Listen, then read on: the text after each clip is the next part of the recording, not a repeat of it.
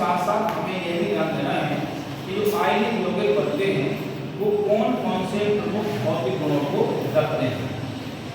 तो गुण जो है वह है धातुओं की अधातुओं के साथ क्रिया,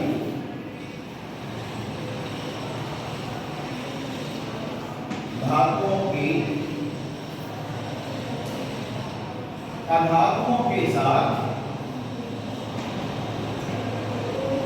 क्रिया।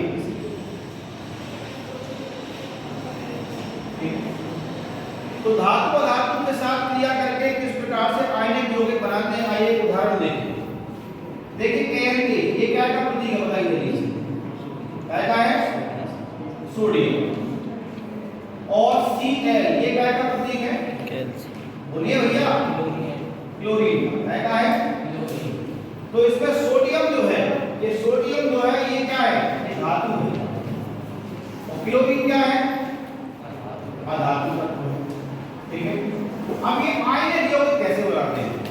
ये दोनों संयुक्त होकर के आपस में NaCl यानी कि लवण बनाते हैं। नमक जिसको कहा गया है लवण, NaCl। अब ये आयनिक यौगिक किस प्रकार से बनता है? तो सोडियम यहाँ पर धन आयन को क्लोरीन ऋण आयन बनाता है, इसी को आयनिक यौगिक कहा गया है। आयनिक यौगिक का मतलब होता है इसमें दो प्रकार के आयन हैं, ठीक है, एक धन आयन, दूसरा ऋण आयन। अब ये क्यों ऐसा होता है, इसके पीछे का रीजन समझिए। NaCl का निर्माण होगा कैसे? का निर्माण, NaCl के निर्माण को समझने के लिए हमें याद करना पड़ेगा कक्षा 9th में हमने आपको कक्षा 9th में एक पाठ था जिस पर नाम था परमाणु एवं अणु, और एक पाठ था परमाणु की संरचना। तो उसमें परमाणु का इलेक्ट्रॉनिक विन्यास निकालना सीखा था। अब जैसे उदाहरण के लिए जो सोडियम है, इस सोडियम का परमाणु क्रमांक कितना है? 11। सोडियम का परमाणु क्रमांक कितना है? 11। और 11 का अगर आप इलेक्ट्रॉनिक विन्यास देखें तो जो इलेक्ट्रॉनिक विन्यास होगा वह होगा 2 8 और 1। याद है सबको? पहली कक्षा में कितने इलेक्ट्रॉन होते थे? 2। दूसरी में 8, तो तीसरी में जितने बचे, एक नहीं, जितने बचेंगे उसी के हिसाब से लिखता जाएगा। ठीक है। अब होते तो उसमें 18 है तीसरे, ठीक है। स्क्वायर 2n स्क्वायर का जो नियम है उसमें n का मान अगर 3 रखते हैं हम तो 3 3 का 9 9 18। आपको याद होगा वो संरचनाएं बनाई थी, बड़ी बड़ी संरचनाएं घेरा जैसे, ठीक है। तो अब ये सिर्फ बाह्यतम कोश में कितने इलेक्ट्रॉन? एक इलेक्ट्रॉन। तो सोडियम हमेशा क्या करेगा बेटा? ये एक इलेक्ट्रॉन जो है छोड़ता है, देता है किसी। तो जब भी कोई तत्व इलेक्ट्रॉन को त्यागता है या इलेक्ट्रॉन को देता है तो वो धनायन बनाता है। क्या बनाता है? ठीक है। अब दूसरी तरफ पे क्लोरीन, क्लोरीन क्लोरीन का परमाणु क्रमांक है 17, ठीक है। कितना है? 17 है। अगर 17 का हम देखें इलेक्ट्रॉनिक विन्यास तो ये निकल के आएगा 2 8 और 7। अब इसको अपना अष्टक पूरा करने के लिए एक इलेक्ट्रॉन चाहिए, इसको अष्टक पूरा करने के लिए एक इलेक्ट्रॉन देना था, इसको अष्टक पूरा करने के लिए एक इलेक्ट्रॉन चाहिए है, ठीक है। तो ये एक इलेक्ट्रॉन क्या करेगा? ग्रहण करेगा। तो क्लोरीन जैसे ही एक इलेक्ट्रॉन ग्रहण करेगा तो क्या बना लेगा? वो ऋण आयन। क्या बनाएगा? अब इसमें होगा क्या? इसमें सोडियम ही अपना एक इलेक्ट्रॉन देगा। किसको देगा? क्लोरीन। तो जो सोडियम आयन बनेगा, इस सोडियम आयन में इलेक्ट्रॉनों की संख्या हो जाएगी 10, यानी कितने इलेक्ट्रॉन हो जाएंगे? और इसमें जो है क्लोरीन आयन में अगर हम इलेक्ट्रॉनों की संख्या देखें तो हो जाएगी 18। परीक्षा में ऐसा प्रश्न पूछा जा सकता है आपसे कि आयन में यानी कि सोडियम आयन में संख्या कितनी, तो आपको ध्यान रखना पड़ेगा एक कम, क्योंकि धनायन बना जाए। क्लोरीन आयन में संख्या कितनी? एक ज्यादा, 18। इसी प्रकार से देखिएगा, जैसे उदाहरण के लिए मैग्नीशियम, मैग्नीशियम का परमाणु क्रमांक 12 है। मैग्नीशियम भी धातु है और मैग्नीशियम क्लोराइड बना तो आयनिक यौगिक बन गया। क्या बन गया? और आयनिक यौगिक बन गया। क्यों बन गया? क्योंकि क्लोरीन क्या करेगा? इलेक्ट्रॉन ग्रहण करेगा। अब देखना मैग्नीशियम, मैग्नीशियम का इलेक्ट्रॉनिक विन्यास क्या है? 2 8 और 2, ठीक है। तो इसके बाह्यतम कोश में कितने इलेक्ट्रॉन है? अष्टक पूरा करने के लिए 2 इलेक्ट्रॉन क्या करेगा? छोड़ देगा, हटा देगा, रिमूव कर देगा। तो क्या करेगा? ये 2 इलेक्ट्रॉन जैसे हटाएगा तो सोडियम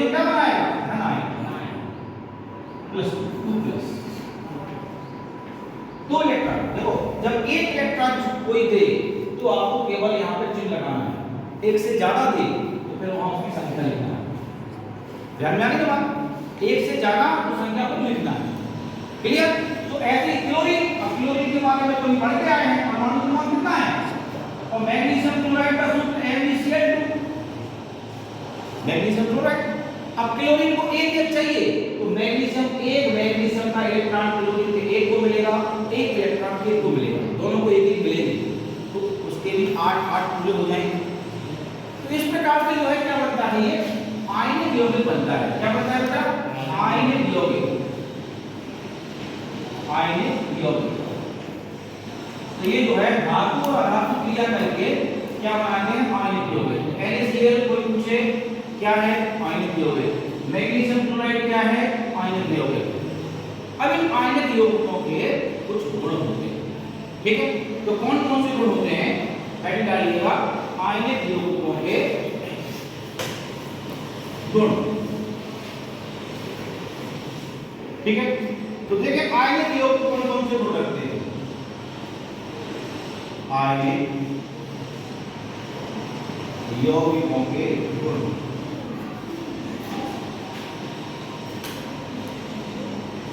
आयनिक यौगिकों के गुणों में पहला गुण हम ले रहे हैं वह जो है इनकी भौतिक प्रकृति, भौतिक प्रकृति, ठीक है? तो देखिए जितने भी आयनिक यौगिक होते हैं, जैसे नमक, नमक बताओ कैसा होता है? ठोस होता है, द्रव होता है कि गैस रूप में होता है? नमक, नमक ठोस होता है। कैसा होता है? ठोस। तो जितने भी आयनिक यौगिक हमारे होते हैं वो सामान्यतः जो है ठोस से कठोर होते हैं, कठोर, ठीक है? और भंगुर होते हैं। भंगुर का मतलब होता है कि जब उन्हें पीटा जाए तो वो क्या हो जाते हैं? टूट जाते हैं, ठीक है? दूसरा गुण जो है भौतिक प्रकृति के बाद दूसरा गुण आता है इनके गलनांक और पठनांक। गलनांक व पठनांक, ठीक है? तो जो आयनिक यौगिक होते हैं इनके गलनांक व पठनांक जो है उच्च होते हैं, बहुत अधिक होते हैं। ये बात भी हमें ध्यान रखना है। अब गलनांक क्या है, पठनांक क्या है, इसकी चर्चा हम कई बार कर चुके हैं, यहाँ करने की आवश्यकता नहीं है। घुलनशीलता कर दें, घुलनशीलता, ठीक है? तो घुलनशीलता के आधार पर हम देखें तो जितने भी आयनिक यौगिक होते हैं वो प्रायः जल में आसानी से घुल जाते हैं। नमक घुलता है जल में कि नहीं? जल में प्रायः घुल जाते हैं, ठीक है? जल में घुल जाते हैं। इसके अलावा अगर हम देखें तो जैसे कुछ और ग्रह है, जैसे केरोसिन, केरोसिन हो गया, केरोसिन के अलावा जो है पेट्रोल हो गया,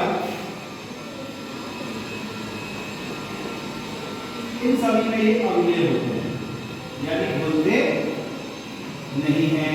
आप नमक को घुलिएगा, पेट्रोल में घुलने वाला नहीं है। अगर नमक पेट्रोल में घुल जाता तो उसकी डेंसिटी बढ़ा करके कितना सारा पेट्रोल नमक मिला करके भेज दिया जाता। ये तो बात की बात है कि वो घुलता नहीं है, ठीक है? इसके अलावा चौथा गुण जो आता है वो है विद्युत की चालकता, कंडक्टिविटी, विद्युत चालकता, ठीक है?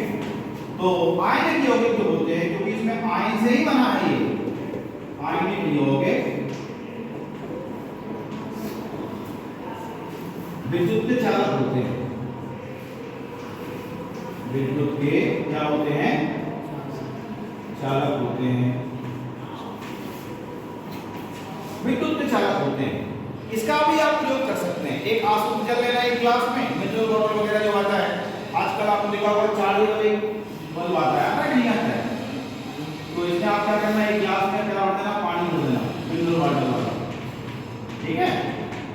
भर दिया आपने, ये आसूत जल है, आसूत जल। और जो आसूत जल होता है ये विद्युत का कैसा होता है? नॉन कंडक्टर होता है, कुचालक होता है, उसमें करंट फ्लो नहीं करता। क्यों? क्योंकि उसमें लवण की मात्रा है ही नहीं। अगर आप उस बल्ब को इस पे डालेंगे तो आप देखेंगे कि वो जलने वाला नहीं है। तो क्या करें, जैसे आप उसमें थोड़ा सा करंट के बनाने के लिए नमक डालेंगे तो आप देखेंगे कि जैसे नमक पानी में घुलेगा तो बल्ब जलना हल्का हल्का शुरू हो जाएगा। या किसी परिपथ को बनाकर उसके दोनों तार आप उसमें डाल दें तो आप देखेंगे कि जो परिपथ में बैटरी वगैरह लगाई है, बल्ब लगाई है, चालक तार लगाया है, उससे भी बल्ब में इसमें बल्ब नहीं जलने वाला है। देखिए जैसे ही आप थोड़ा सा नमक मिला देंगे तो क्या होगा, वो जल जाएगा। ठीक है, क्योंकि करंट का बहुत आसानी से जो है क्या कराता है, ये फ्लो कराता है। इसलिए आप देखिए घरों में जो बैटरी वगैरह होती हैं, जो बैटरी होती है ना इन्वर्टर वगैरह में, उसका एक पानी आता है। ठीक है, जो पानी है वो एक प्रकार का नमक का घोल है, लवण युक्त पानी है, जो पूरी बैटरी में क्या करता है, करंट को बना करके रखता है। ठीक है।